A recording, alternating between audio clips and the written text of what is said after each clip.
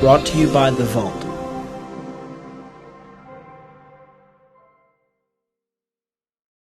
Hi, everybody, and we are here with Dr. Charlotte Merrill. Okay, so Dr. Merrill works with Agilis Health, located here in Alexandria, and the hot topic of the day happens to be COVID-19, otherwise known as coronavirus. So Dr. Merrill is here to answer some questions that you guys might have, some questions that we definitely do have, and we want to get the facts directly from a medical professional. So thank you so much for agreeing to be here with us. I'm sure you guys are super busy and having to react and respond to whatever's going on right now, huh? Yes, we are having quite a bit of patience and phone calls. I'm sure people have tons of questions. And like you said earlier off camera, people have a lot of anxiety associated with COVID-19 too. So we want to allay a little bit of that fear, but then also arm people with the information that they need and the guidance that they need. So what are the symptoms of COVID-19, otherwise known as coronavirus? Right. They have it down to three main symptoms. And the first one and the most important is the fever that they might have. We ask if they call from home and say, I really don't feel well. Do you suggest that someone calls their primary care physician or provider first? We have on our primary care. I think you just need to touch base with whoever you see. But we screen them right there, or if they come to the door, we don't let them in until we take a temperature from them. Mm-hmm. And if it is over 101, then we take them back and we start working them up. Okay. The second symptom that they could have is a cough. Mm-hmm. And this is a cough that is kind of steady, and it just kind of came on very spontaneous. Is it a productive cough? So are you not you at this coughing? point? Okay, so it's kind of a dry cough. Right, it's kind of a dry cough. Annoying. Right, okay. Just annoying.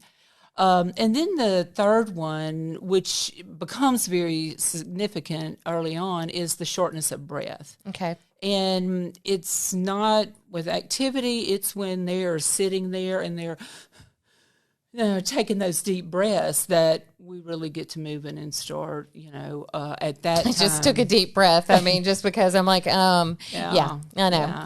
Okay. It's very uncomfortable for them. I see. Okay. So those are the three main symptoms that if someone is experiencing, it would lead them to take the next step, right? So what should I do if I feel sick like that, if I have those symptoms? Then if you don't feel right that you could go to your primary care, you can go to urgent care. Okay. And so are all of the physicians, is your clinic, for example, are you armed with test kits right now? We have 4. Okay. And that's all we were given. Okay. Of course, I have not had anyone present that way. And even this year, I've only had 3 of the flu ABs. Okay. So there had been a myth out there that you could only access those tests through an emergency room, but that is not the case as of right now. Okay. Our lab yes. Brought them over today. Okay, fantastic. Okay, great. So next step is, if you're experiencing those 3 symptoms, to contact your primary care provider if you do not have one, to access an urgent care clinic. Exactly. Okay, great.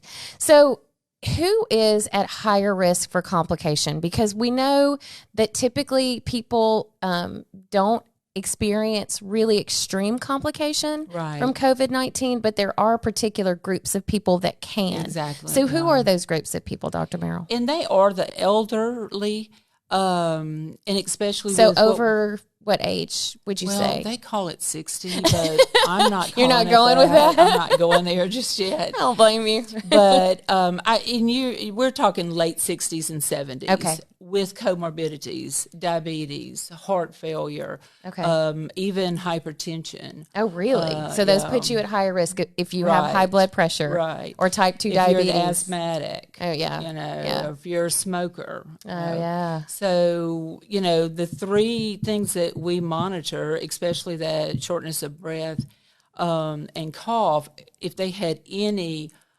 insult with their lungs, then that's a big setup right there for some worries. Absolutely. What is the best way as a healthy individual? Okay. So I'm just out here in the world trying to live my life, whether that's going to the grocery store or whatever it is, going to work, because right now we're not sheltering in place in Louisiana. Right. What is the best way for me to protect myself and others? Yeah. And that's a very good question. And I always like to really get that very clear. You can increase your immune system. It's all about our immune system. It absolutely will save us. And so to increase your immune system, just daily living, you have a bedtime that's kind of the same, and you eat a balanced meal, you exercise. Do all the things that we've been told to do forever, right? I know. But then, like I take immune boosters because I'm in that population a lot.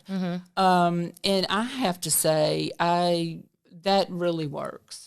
But you really have to have just a ebb and flow lifestyle, And so what about all of the hand sanitizer and the Clorox wipes and the bleach and, what about all that other stuff that we have seen, people run to the store to hoard, basically? Right. I mean, is there a use for that? Yes, but we should be doing that all the time. And not hoarding it right now? So what it is the Clorox wipes are absolutely a killer to the virus.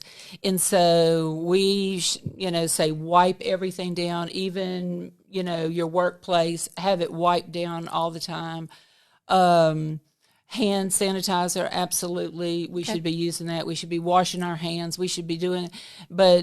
And I think we will, after this, understand the importance of all that. Sure. And then another thing that you mentioned earlier, too, was people adhering to the leaders of our state and local, state, and federal government, and adhering and abiding by what they're telling us to do. Right. I believe in educating patients to understand why we do things. I am kind of appalled at some of the things I've heard today that people have not, complied with that. I invite people learn about this with very reputable references. Yeah, in fact, we were talking about the CDC website at cdc.gov/coronavirus. It's all the latest information, lots of demographic information about the state that you may live in, and then also ways to protect yourself and your family, and just, it's the place to go. Don't go to Facebook. So what is your one bit of advice for folks out there to help just allay a little bit of the anxiety that we have going on? I just would like to say that definitely educate yourself, know what's going on. But more than that, when we are asked to go home and to really mitigate our community, that means to go home into your home and be with your family. That, I think, is the biggest point. Don't think of it as a drudgery. Just be blessed that we're not sick. Yeah, exactly. But it is inconvenient. It is. But sometimes we have to be for the better of the community. There you go. That's exactly right. Well, thank you so much. You guys, if you have questions, I'm sure Dr. Charlotte Merrill will be happy to answer them. You can go ahead and comment below this post. We'll make sure that she gets the questions, and we appreciate your time and being on the front lines of all this and helping educate us today. Thank you.